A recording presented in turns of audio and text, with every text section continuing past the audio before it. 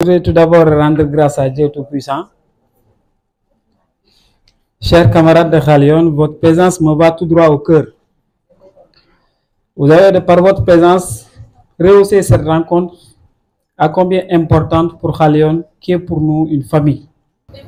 Oui, bien sûr, Khalion est une famille. Au-delà d'une coalition, Khalion est une famille.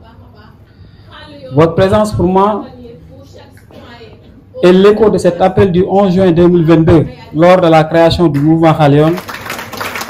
De cet appel, je disais, je cite, « Je lance un appel à tous les Sénégalais, de Dakar à Kédougou, en passant par Tambacounda, de Saint-Louis à la Verte Casamance, à venir nous rejoindre pour participer à l'avènement d'une nouvelle classe politique, autrement dit, un renouvellement de la classe politique. » Fin de citation. Nous sommes des citoyens de ce pays, nous militants de Khalion, nous responsables de Khalion. Le Sénégal est notre patrie. Nous ne devons pas être de ceux qui subissent son histoire, mais ceux qui la font. Khalion est pour nous un idéal pour participer à la gestion de notre pays. Khalion est aussi pour nous pour participer à la gestion de ce Sénégal que nous aimons tant et nous chérissons tant. Nous devons, à travers Khalion, incarner l'espoir d'une vie meilleure dans notre précaire sénégalais. Nous avons pendant 2 ans parcouru le Sénégal. Beaucoup d'entre vous qui sont ici présents, nous ont montré leurs engagements et leur détermination à travers ces rencontres.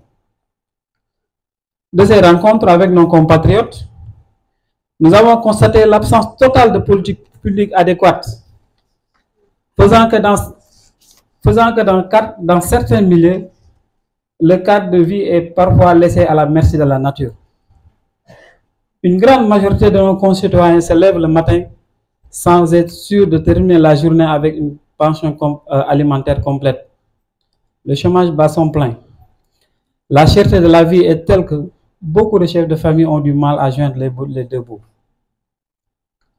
De cette situation combien déplorable, nous ne pouvons espérer de nos politiques, qui depuis l'indépendance n'ont apporté aucune solution parce qu'étant complètement en déphasage avec les besoins des populations et même continuent de dégrader l'équilibre social. Il suffit de voir le Sénégal de Dakar et de l'intérieur pour comprendre. De ces difficultés que je viens d'énumérer et qui ne représentent qu'une infime partie visible de l'iceberg, le déséquilibre social entre Dakar, qui monopolise à elle seule une plus grande partie de l'investissement étranger, et l'intérieur du pays, qui est presque à l'ère coloniale, fait que nous ne soyons toujours pas sur une piste de l'émergence. Dakar n'est pas le Sénégal, et le Sénégal, ce n'est pas seulement Dakar. Il nous faut créer des villes métropoles équipées d'infrastructures qui n'auront rien à envier à la capitale et seront capables de capter l'investissement étranger.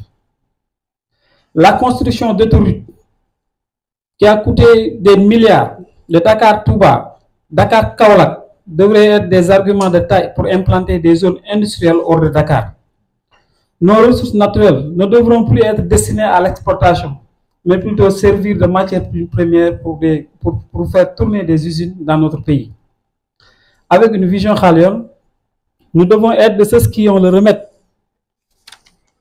à travers Khalion, qui est une formation politique, qui se veut une formation politique qui participe à toutes les échéances électorales. Notre statut de candidat à la candidature aux élections présidentielles 2024 en est une parfaite illustration.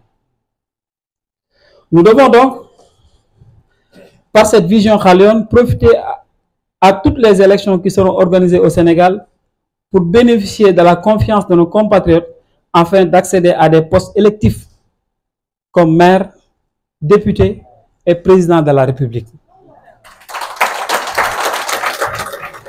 Pour enfin participer à la gestion de la cité et tracer le chemin qui mène notre nation vers la prospérité.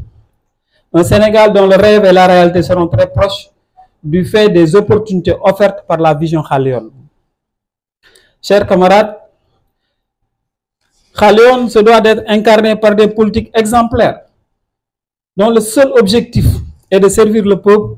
C'est pourquoi l'éléphant est choisi comme emblème de mouvement Khalion.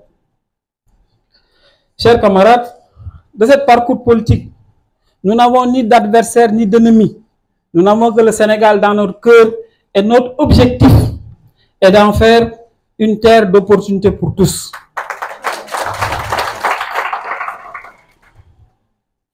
Nous devons être les producteurs exclusifs de nos produits de première nécessité, avec des politiques structurelles qui renforcent le pouvoir d'achat des Sénégalais et créent des bourgeois locaux.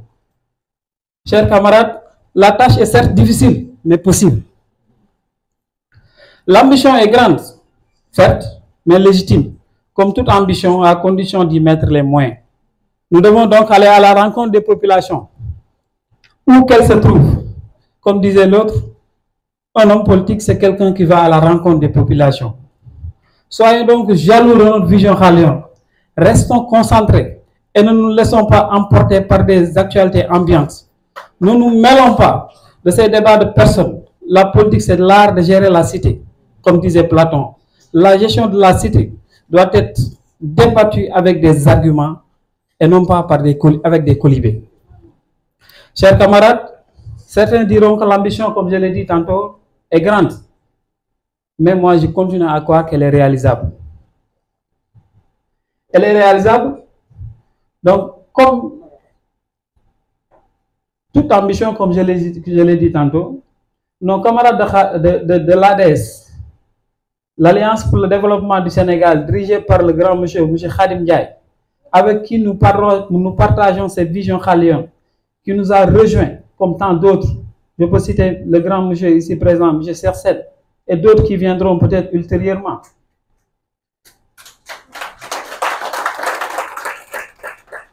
Je ne saurais terminer mon propos sans vous remercier de votre déplacement, sans vous remercier de votre présence et vous dire encore une fois que ça me va tout droit au cœur.